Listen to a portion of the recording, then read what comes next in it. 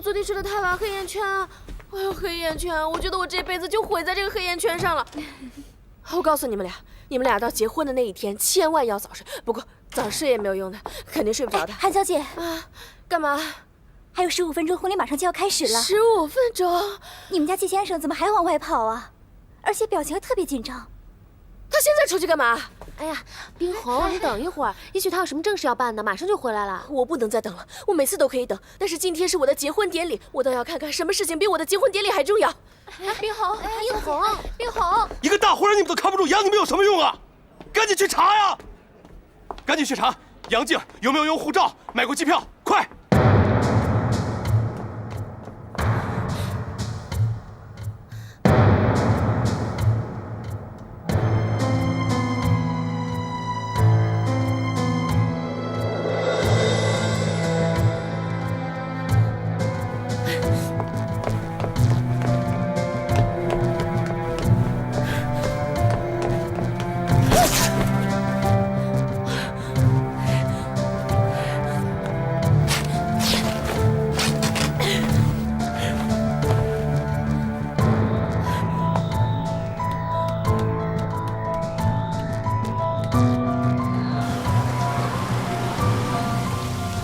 下来！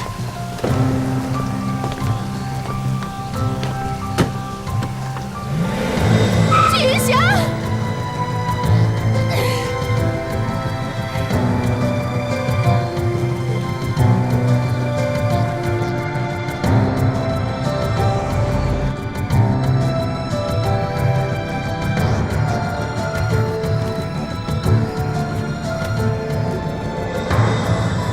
师傅，就是前面那辆车，你帮我追上他，快点，快点，快点！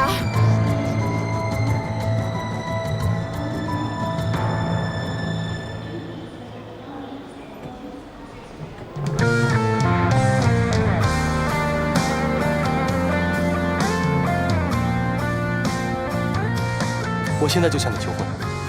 哪有这么随便的呀？哎，我这个人一向不注重什么形式。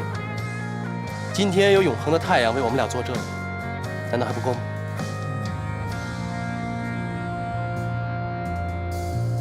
听一夜失恋歌曲，一句句歌词都是我的剧情，你只路过而已，却占据所有记忆。余生的光阴，只为戒掉你。我努力强迫自己，不闻不听你新的消息。有关你的话题，我尽量逃避。我必须强迫自己，学着抽离爱过的真挚。拥抱过的经历，全变成距离。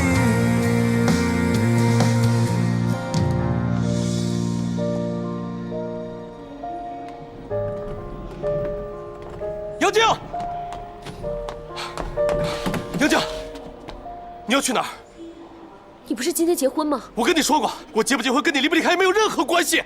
我也说过了，我只要想走，我一定会冲破你的笼子的。有我在，你休想！季云翔，你到底要干什么？叶双城已经死了，创世纪也是你的了。不管是你的目的还是我的目的，我们都已经达到了，我们的关系已经结束了。难道我们之间只有这一层关系吗？不然呢？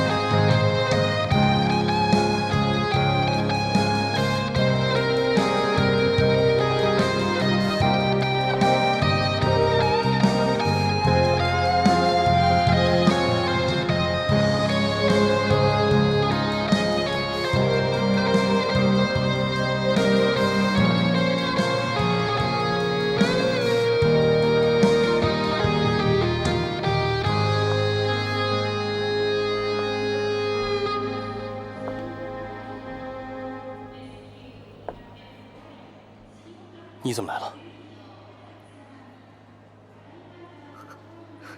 这就是你每次说有事情的原因。季云霞，你知不知道今天我们结婚？我现在没空跟你说话。哎，我不许你离开我。季云霞，你太卑鄙了吧！我一向卑鄙，你知道。季云霞，我才是你的妻子。你现在还不是。我们的婚礼已经开始了，你知不知道？我爸爸妈妈还有所有人还等着我们回去。我不会娶你的。她才是我爱的女人。从头到尾，我根本没爱过你。地球它转动着，有滴泪停下了，别还在原地站着。回过头说什么，一瞬间都变了。当你从我眼中模糊了，季云霞，你给我记好了，我算不算了解？是本姑娘甩了你。爱和不爱都失去了什么？等你把快乐当作巧合，我才把心酸变成心的。我们其实不会，只是比想象更加慷慨。要不到的幸福就别太快表态，怕辜负，怕等待，怕寂寞，怕忍耐。或许我们不够爱，我们谁都不会，只能怪自我保护太快。你的等待没等到你的期待，两个人都想站在对方的死角，一颗心不想交出来，这算不算被爱？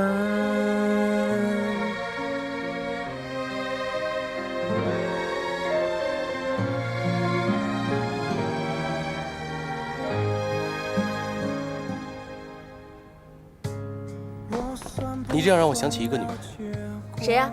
前女友吗？可现在我眼前就只有你。你可以选择不相信，但是如果你选择跟我在一起生活的话，那你今后每天都会面对这样的真相。你准备好接受了吗？他爱你的，爱呀。但是一个男的喜欢一个女的，会给她充分的安全感。你跟她在一起，你感觉到有安全感。我们之前在工作上有过一些合作。什么工作啊？商业机密，回头再告诉你。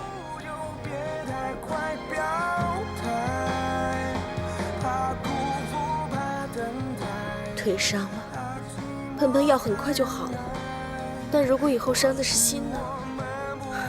还有药可以喷吗？妈妈知道你对这份感情很认真。人家说口说无凭，眼见为实。可是有时候眼睛看到的，可能也不是真的。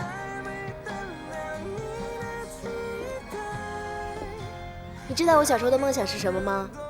什么？就是住在这样一栋房子里，晚上呢就跟爸爸妈妈围在壁炉旁边，一家人讲故事、聊聊天，聊到睡着。然后跟自己爱的人在一起是吗？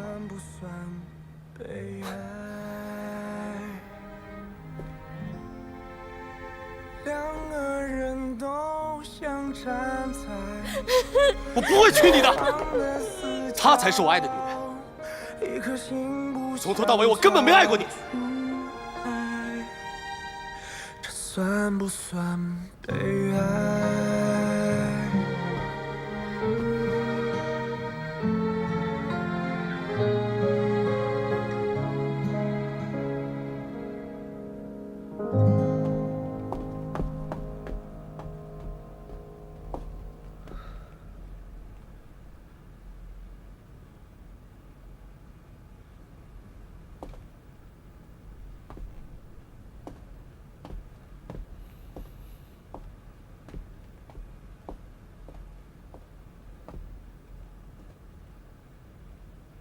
都走了。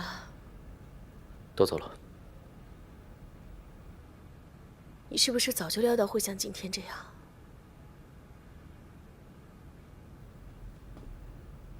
早一点，总比迟一点好。冰红，算了，不要去想他了，他真的不适合你。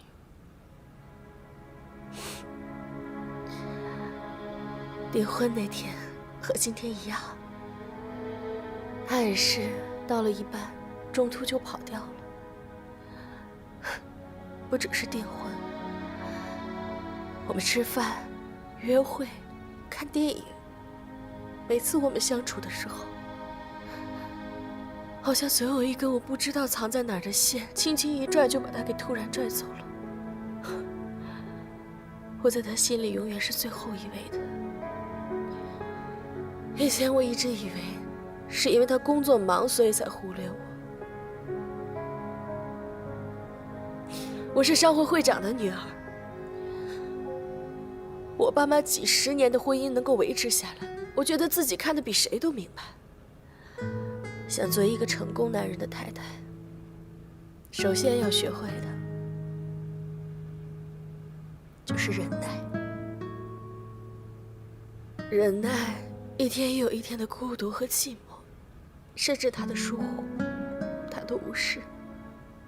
所以在我和季云翔的这段感情里面，我谨小慎微，我甚至亦步亦趋，我勉强自己一次又一次的去接受这些。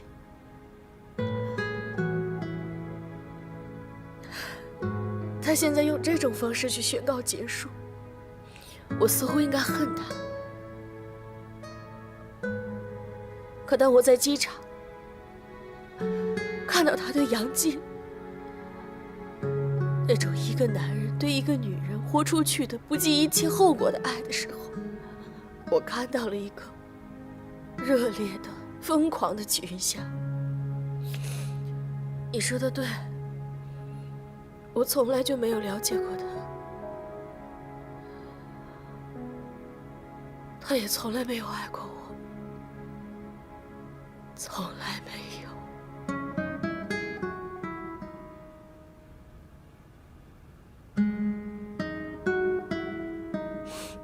我输了。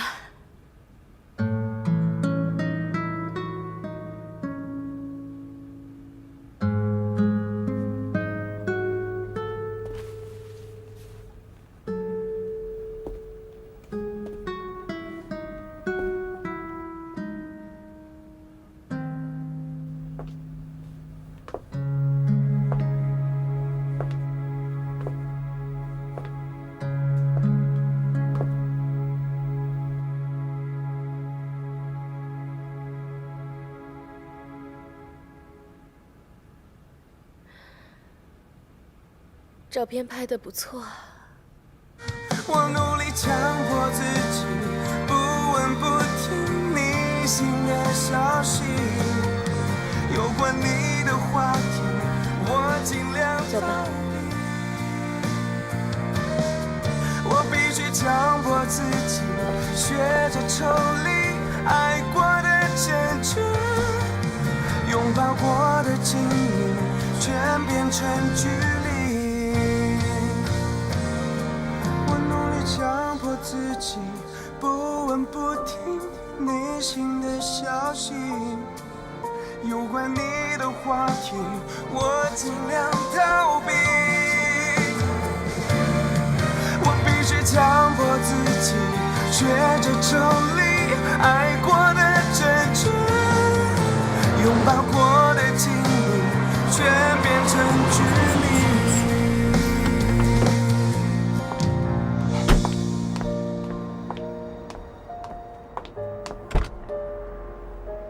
下车。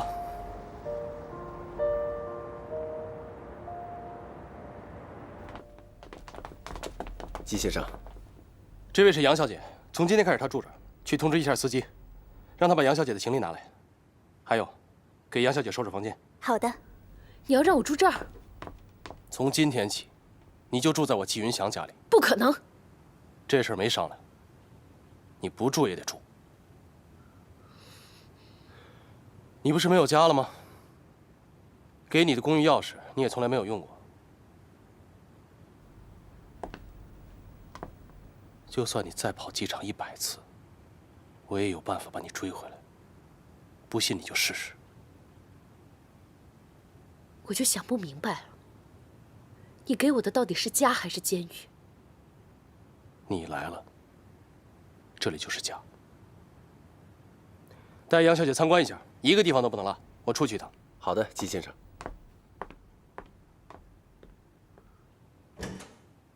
杨小姐，这边请。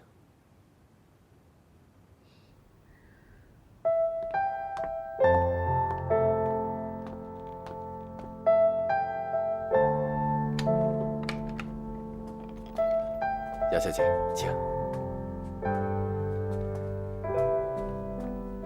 这间呢是书房。季先生平日心情不好的时候啊，就到这儿来看书，并且呢，还会亲自打理这个房间的卫生。这里啊，我们下人是插不上手的。其实你不用每一间房间都给我介绍的，直接带我去我的房间就好了。杨小姐，季先生的脾气您是知道的，他交代下来的事情我们必须得照办。如果您哪个房间没走到的话，回头季先生问起来，我们不好交代呀。好，谢谢杨小姐。这个书房呢，平时季先生是不让任何人进来的，您是第一个。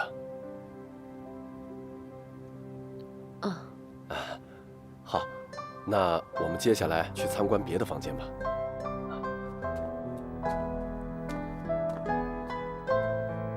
杨小姐，2楼情况呢，基本就是这样了。啊，这是2楼的一个起居室。那我们到上面去看吧。杨小姐，来。这间房呢，平时是没人住的。这些东西呢，都是从季先生和季老先生原来那个房子搬过来的。这季先生啊，从小就学习好，从来不让老爷太太操心。您看到了吗？这些奖杯、奖状啊，都是季先生得的。对了，这什么书法呀、画画、奥数啊，还有各种棋类，他从来都不落在别人后面。可以说，季先生是非常优秀的。只可惜，他性格有些自闭，从来就没看到他跟什么朋友来往过。当然这个我们也知道，可能和太太、老爷不够亲密，这个对他有一定影响。可是，哟。杨小姐，您说我这乱七八糟都说了些什么？我这话是不是有些多了？没有。好，那好，那我们接着参观吧。杨小姐，我们走吧。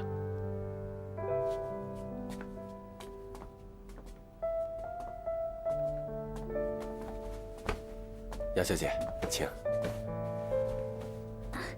杨小姐，这是你以后要住的房间，因为季先生通知的急，我们匆匆忙忙的也没有收拾好。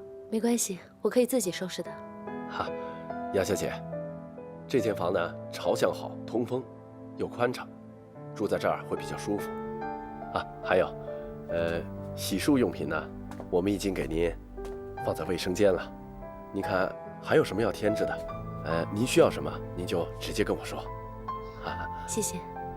那好，如果您不需要什么别的，也没什么事，那我们就先去忙了。我们先走了。你休息。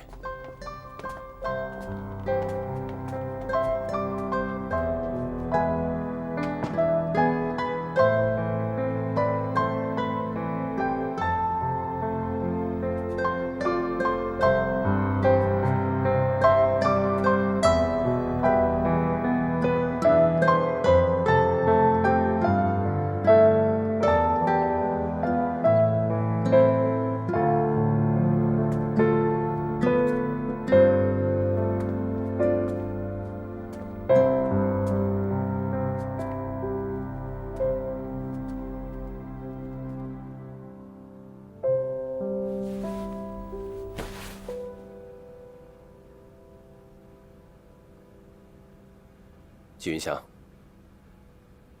你居然还敢出现在我面前！你到底有没有把我放在眼里？我跟你没什么好说的。叔叔，不用叫我叔叔。你从婚宴离开那一刻，跟我们家就没有任何关系了。我明白，所以我今天来，是特地向您道歉的。对不起。一句对不起就行了吗？私底下说什么都可以。我看你年轻有为，才让冰红跟你交往的。一直以来，你对待冰红和我们家彬彬有礼。但是为什么到了最后关头，你要在那么多的亲戚朋友面前，让我和冰红下不了台？我跟你有什么深仇大恨，要让我们这样难堪吗？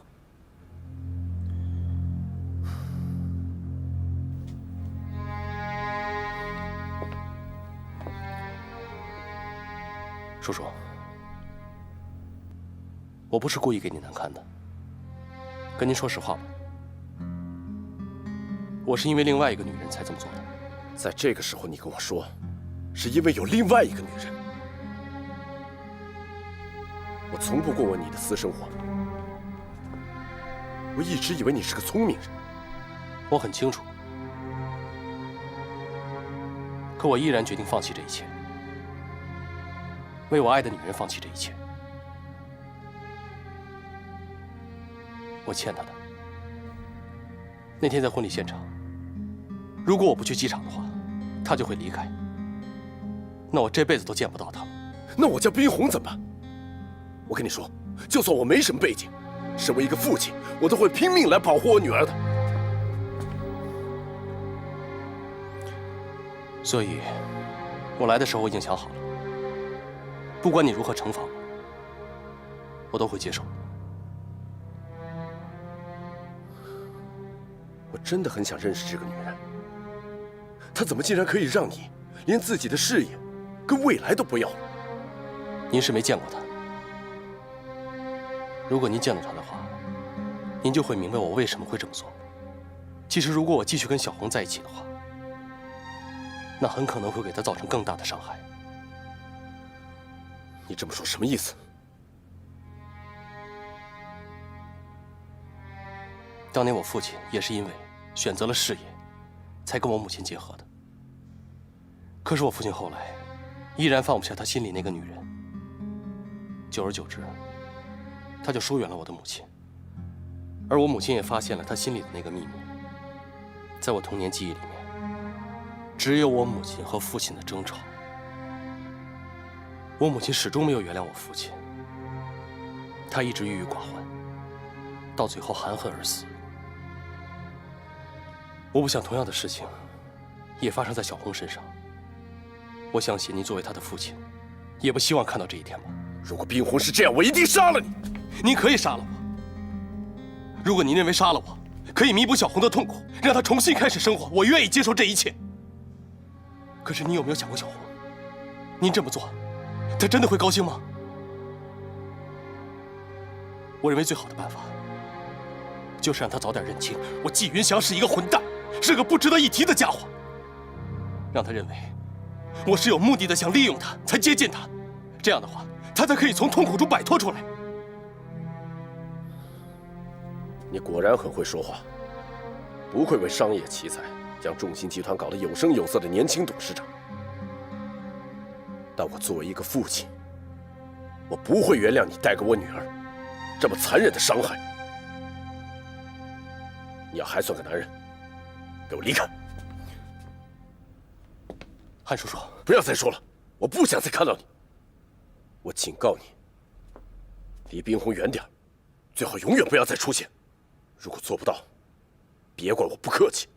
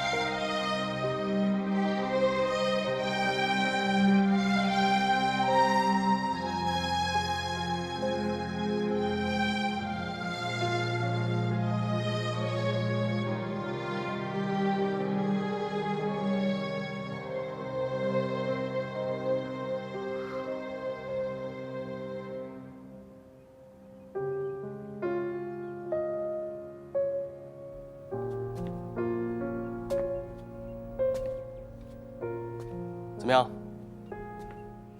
觉得这个房间还不错吧？这是你家，我有什么好评价的？我不是说过了吗？这以后也是你家。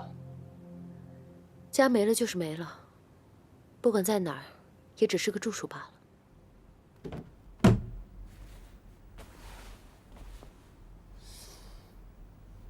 我说杨静，你总是有办法，一句话就把我惹火。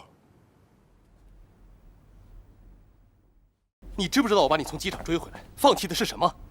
我不求你能够理解我，但我没想到换回的却是你这种态度。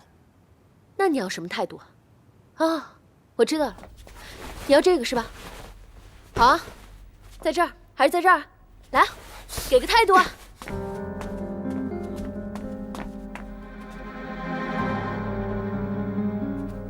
杨静，我告诉你，这房间是属于你的。从今天开始，除非你同意，否则我绝对不会踏进这个房间半步。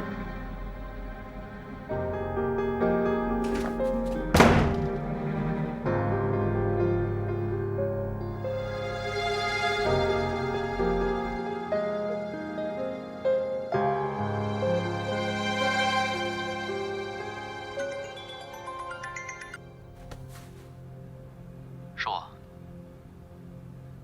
好点没有？好点了，我知道我现在劝你什么都没有用。我自己能想开。那就好。哦，对了，忘了跟你说了，季云祥那天想在机场留下的那个女人，是杨静。他想利用她来对付你，威胁杨静留下。杨静没有离开。没有。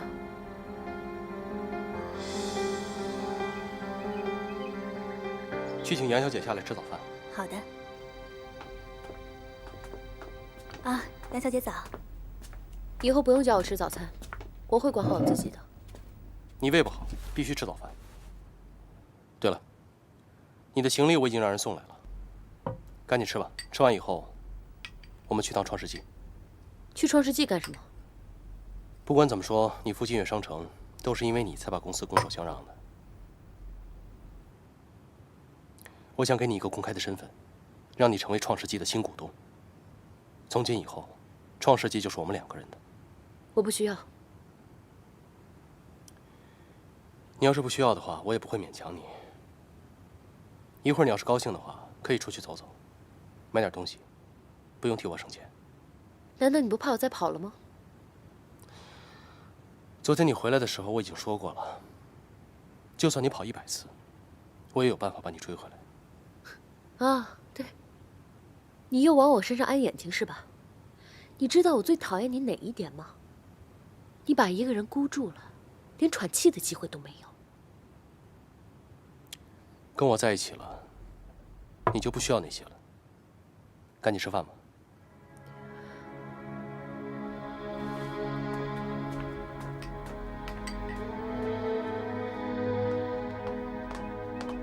哎，杨小姐，杨小姐，杨小姐，您想去哪儿？我可以让司机送您。不用了。哎，可是季先生吩咐过了，让我照顾好您。他让你照顾我，还是监视我？这个我真的不是这个意思，对不起啊。不用了，我就自己出去走走。哦。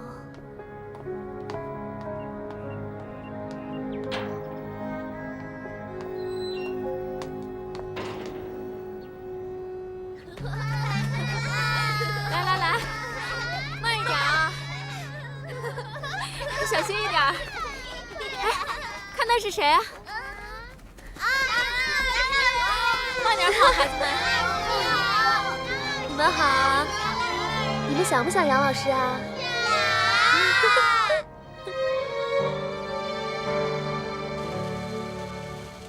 最近经济不景气，就连我们企业自身也受到了很大的影响，所以我提议，像这样的面子工程，应该尽快关闭。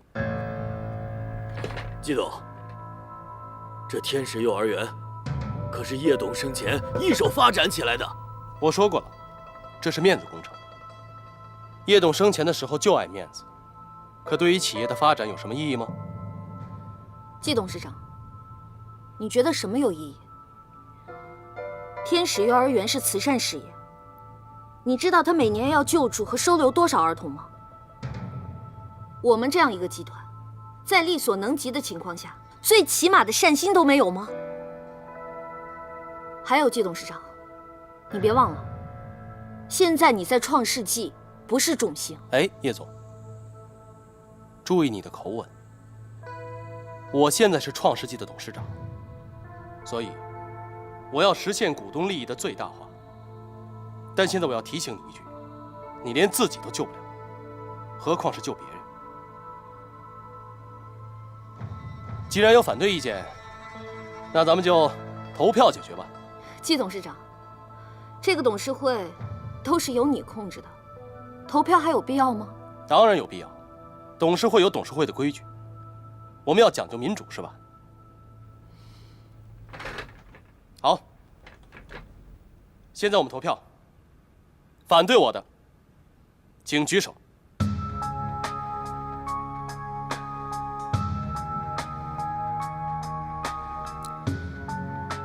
没想到连叶总也支持我，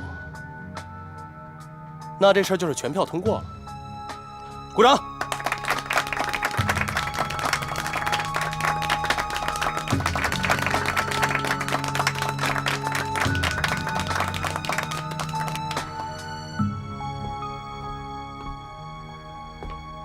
卓一凡，谁把你放进来的？我这一拳没有在股东的面前抽你，我已经给足你面子了。哎，你别忘了这是谁的地盘。身为一个男人，你挟持一个女人，你还好意思？你怎么那么卑鄙龌龊？都过了这么长时间了，你真以为杨静跟我在一起是因为你吗？杨静现在过着扭曲的生活，她完全可以逃走，你居然还折磨她，你到底要折磨她到什么时候？你有什么资格跟我说这些？你跟杨静什么关系？你别忘了，她现在已经不是你的女朋友了。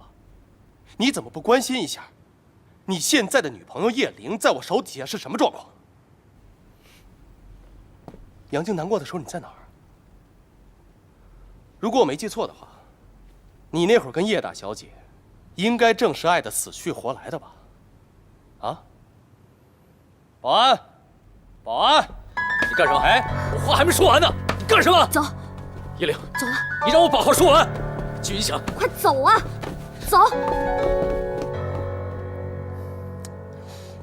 季董，你怎么了？没事，刚才被一只疯狗咬了一下。你没事吧？没事。你放开我！你拉我出来干嘛？我话还没说完呢。你打得过他吗？你没听见他叫保安吗？你怎么能做出这么冲动的事呢？他又把杨静扣了，他又把杨静给扣下了。他，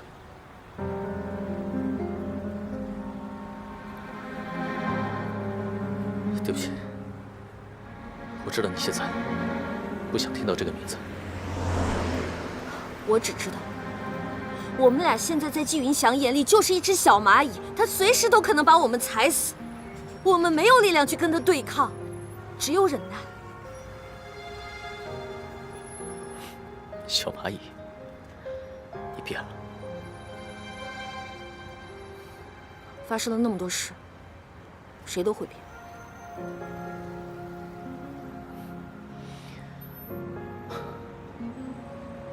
这次是我想的不够周全。我不是说我想周全了，我只知道我现在要死守世纪畅想。如果世纪畅想没了，我不知道该怎么跟我爸交代。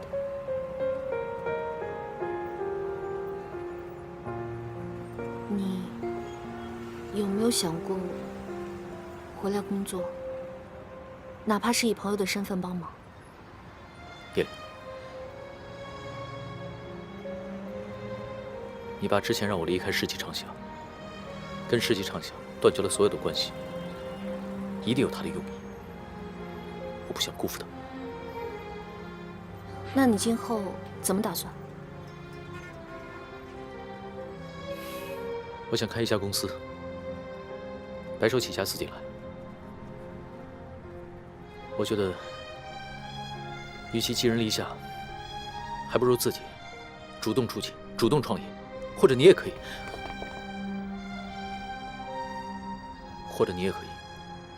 跟我一起，我们一起合作。之前都没机会跟你提。你在世纪畅想待着，上面有季云翔，你没有任何机会。不行，我说过，创世纪在，我在。我现在唯一能做的，就是守住世纪畅想，还有我手里那10%的股份。其他的，我什么都做不了，也没有办法。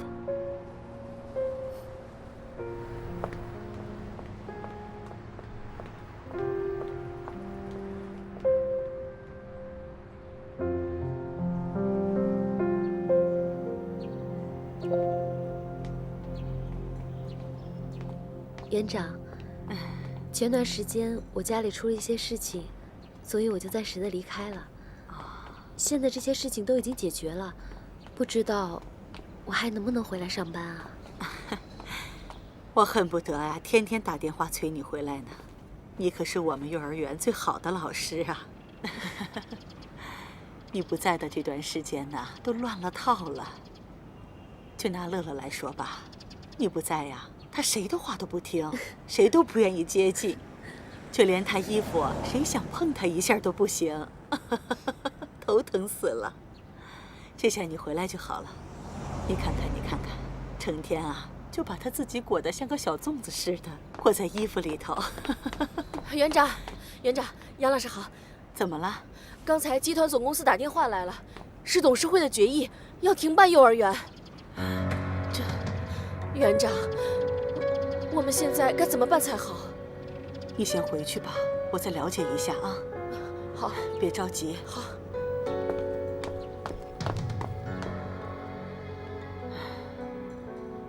公司发生了这么多事情，我想过会要连累我们幼儿园的，但是没想到会这么快。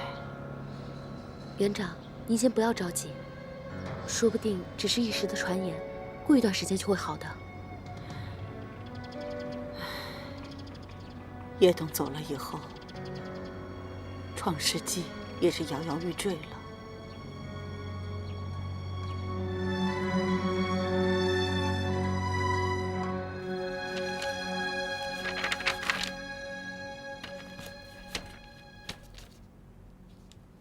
凡凡，你希望我们帮你做这个案子？一凡哥，其实我们现在在公司也挺为难的。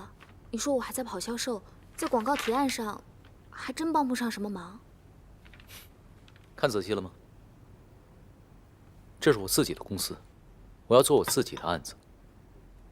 自己的公司？什么公司啊？广告公司，当然是从我们的老本行广告开始做起。我已经反复的想了几个晚上，现在创世纪完全落入季云翔的手里，我必须要做点什么，否则就是等死，坐以待毙。所以我已经把银行里所有的积蓄都拿出来，再加上银行贷款，成立了这家公司。现在我已经开启了24小时的招人模式，外加我现在自己手上的品牌、客户、人脉，我要以我自己公司的名义，跟他们进行深入的合作。别的我们就不多说了，反正我和方宁一定会坚定不移地支持你。没了。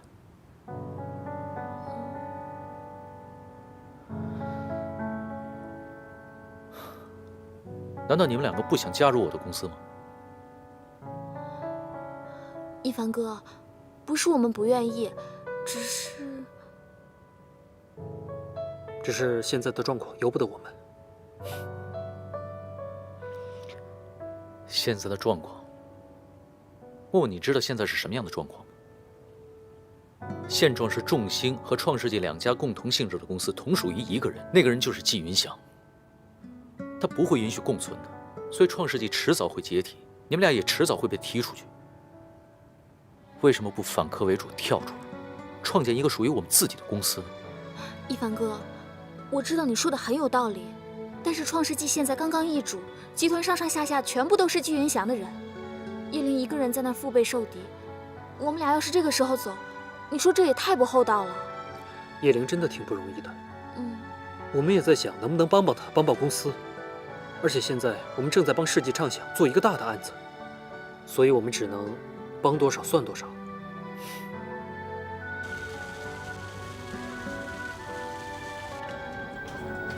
赶紧把天使幼儿园关闭，把事情处理了。好。先走吧。是。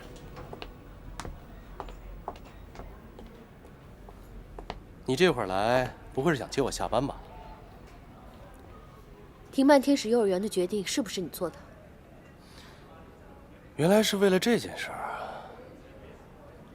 我还真以为你是来接我下班的呢。为什么？因为那是叶双城开的。现在我是创世纪的主人，只要我看着不顺眼的，我都可以关了它。你可不可以把它留下？为什么？因为我想留住我最后那一点点良知。我喜欢那儿，我喜欢那些孩子们，我觉得我在那里是活着的，我不是一个废人，我有事情可以做。这个理由足够吗？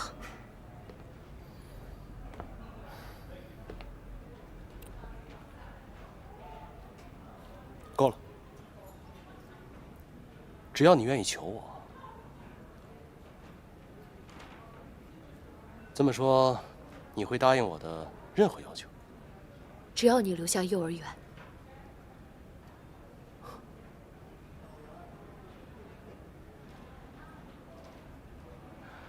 好，我答应你。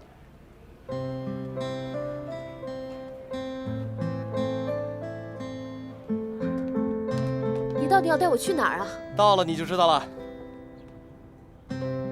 哎，你从来没有来过这种地方吧？啊？我很小的时候就跟着我妈住过这种地方。倒是像你这样的公子哥，我没有想到你居然会知道像这样的地方。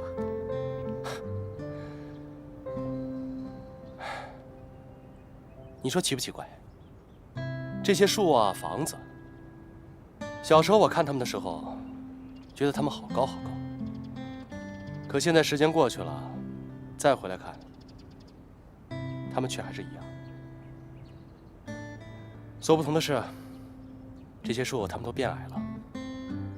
走。你是不是应该告诉我，你到底要带我去哪儿啊？等到了你就知道了。来。马上到了。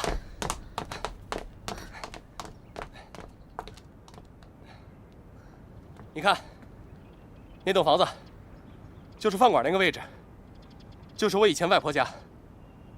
小时候，我就是在那儿长大的。高中的时候，外婆去世了，最后这房子给了别的亲戚住。你为什么要带我到这儿来？小时候，我父母关系不好，我妈就带我回乡下外婆家，把我一个人放在这儿。这事儿没人知道。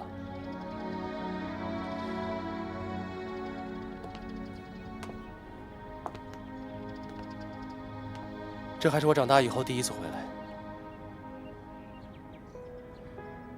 以前我特别害怕回到这里，知道为什么吗？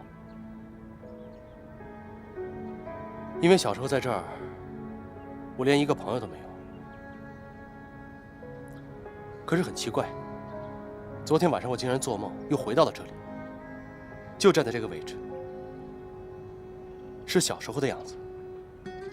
看着小时候那帮小伙伴们在这山坡上跑来跑去，特别欢乐。而我呢，就只能远远看着，不敢靠近。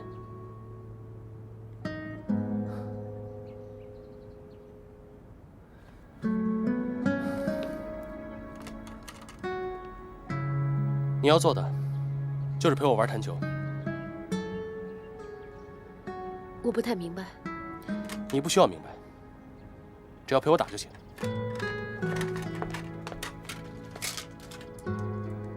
来，小时候我是这村子里的怪人，我也不知道为什么，就是没有一个小朋友愿意陪我玩。可眼下呢？我现在是众星集团和创世纪的董事长，手下有好几万员工。哪个人见了我不是卑躬屈膝、阿谀奉承啊？可是到头来呢，我还是一个人，没有人愿意跟我交朋友，也没有人愿意靠近我、了解我。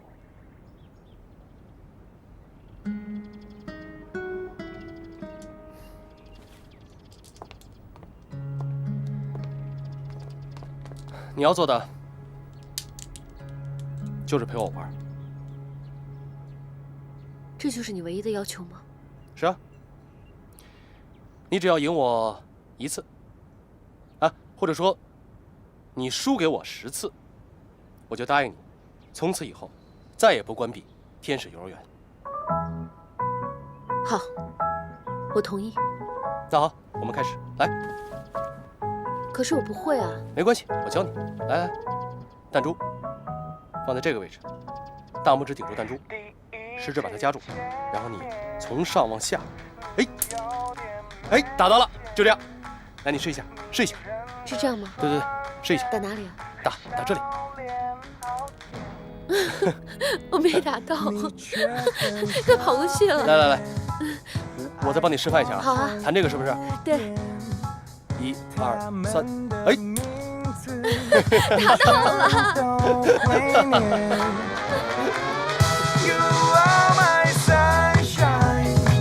等日落之后陪你看海，粉色西装配上领带，准备耍赖。My only sunshine， 只要你生气就是我坏，就算我望着你发呆，也不想。进来。叶总，这是明天给奥美公司的广告策划案。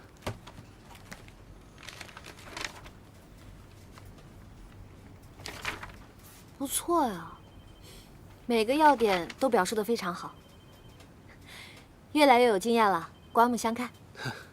虽然做了3天3夜，也只是帮了你一点小忙。我知道，自从季云翔他把创世纪抢走之后，你的处境也不好过。我只是个小人物，我能做的也只有这些了。其实现在我也不想回到集团那边，那儿的所有人好像都针对我，不像这边，有你们这些和我一起成长的员工，看到你们，我就会觉得很有希望。你不光要相信我们，你更要相信你自己。季云翔是人是鬼，大家都看得很清楚，迟早我们都会站出来的。好了，不多说了。明天的提案好好表现，争取把这个案子拿下来。放心，我一定会拿到手。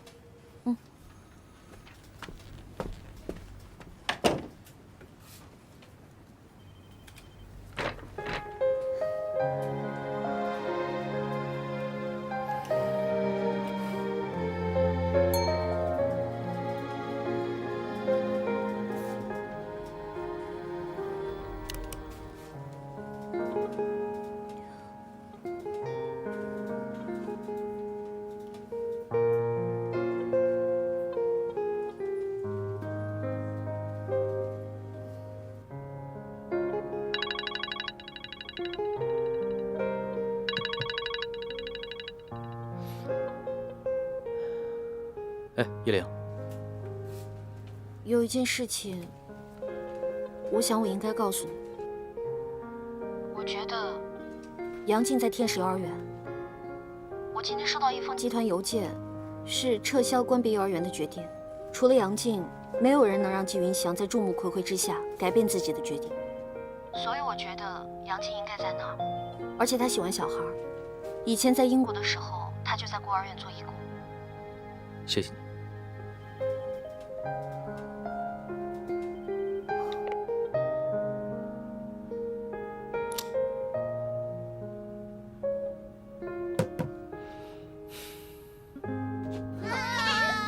你们都跑到哪去了？我在这儿呢，杨老师。在哪儿啊？找不到。对不起啊。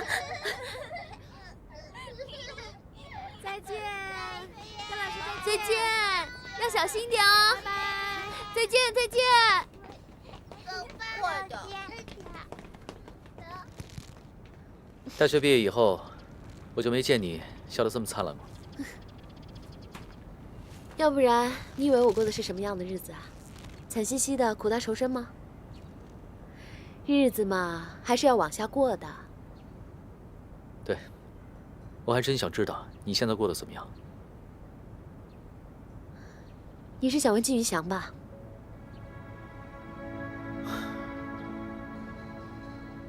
我就觉得奇怪，你明明可以逃走，为什么要回来跟他掺和在一起？你放心，不全都是因为你。我知道。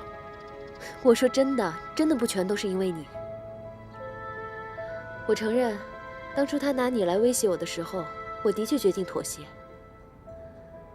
但是后来，我静静地想了想，不仅仅是为了这么一个简单的原因。你说他拿你来威胁我，说白了，他能拿我怎么样？所以呢，你就不用自责了。没想到你会这么说。其实我也没有想到，我那天跑去了机场，他去机场把我追回来，让我留下。他为了我逃离了他的婚礼。其实我心里挺明白的，他是真的很爱我。那你爱他吗？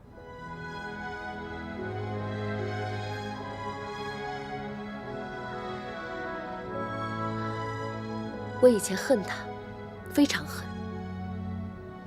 可是慢慢的，我发现，他其实也挺可怜的，竟然让我变得不像以前那么恨他了。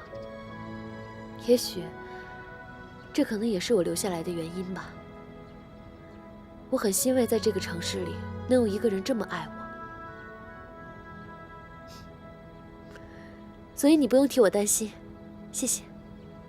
你别忘了，他对你造成的伤害，我给你一笔一笔的全都记着。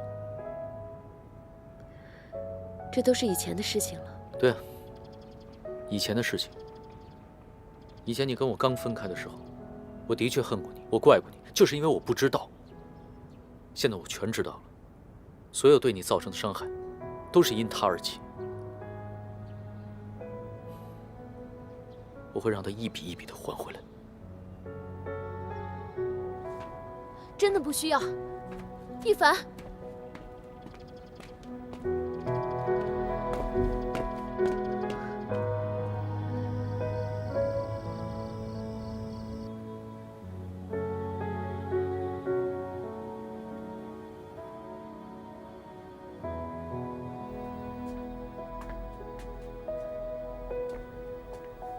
我可以进来吗？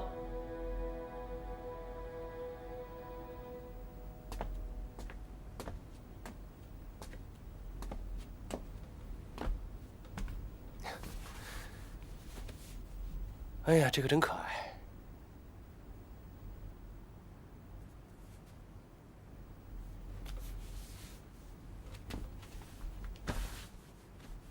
捏这些干什么？这是明天要带去幼儿园送给小朋友的。这事儿可以让别人做。这是我愿意做的事情。我现在只关心幼儿园还有小朋友。就没有别的了吗？没有。不过，还是谢谢你没有关闭天使幼儿园。不用，那是你应得的。这是你用代价换回来的吗？去睡吧，总是晚睡对身体不好。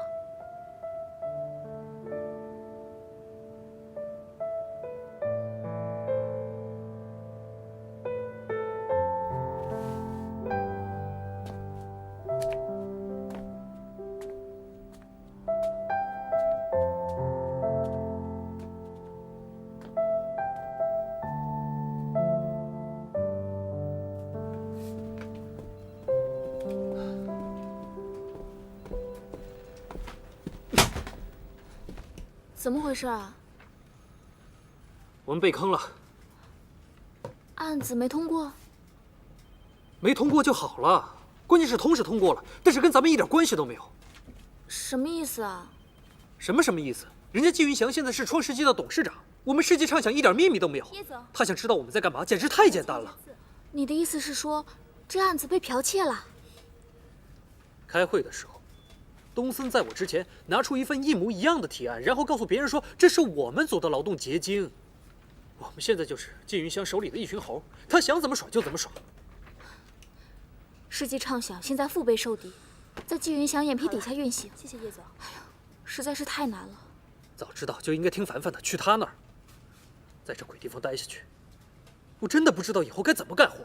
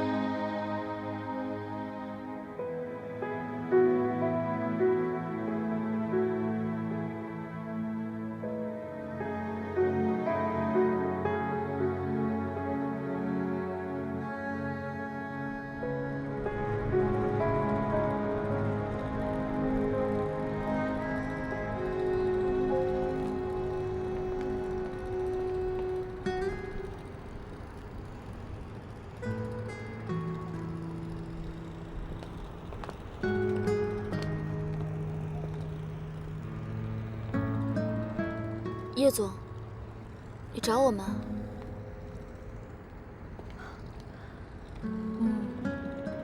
创世纪已经天翻地覆了，你们作为老员工有什么想法吗？叶总，我刚刚只是一时气话，我没有别的意思。我只是想听你们的真实想法，不要有压力。其实我也没有想到，世纪畅想的辉煌会在奥盛这里终止。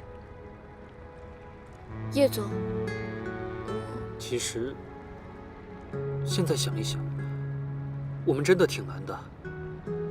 第一，我们没有资源；第二，我们得不到创世纪的支持，而且我们始终要向针对我们的人汇报工作。像这次的广告提案，季云祥的人可以轻而易举地得到我们所有的消息。泄密的事情，东森这么做，明摆了就是要把我们挤出广告圈。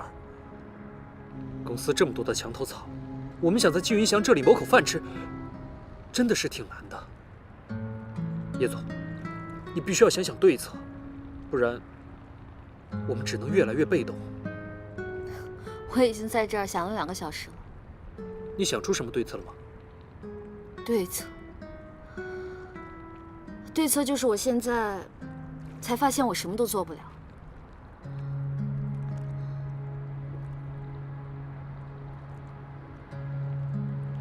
卓一凡找过你们是吗？他想自己开公司找我们入股，但是我之前没有答应他，因为我们觉得不能在公司最艰难的时候离开你。你们的好意我心领了，不过我建议你们去吧。为了你们的前途，不用管我。现在我已经口头答应你们辞职了。叶总，祝你们和卓一凡好运。叶总，要不你跟我们一起走吧？世纪畅想也没什么好待的。方宁，我会一直待在这里，就算有一天世纪畅想沉没了，我是这里的船长，我会和创世纪一起走到最后。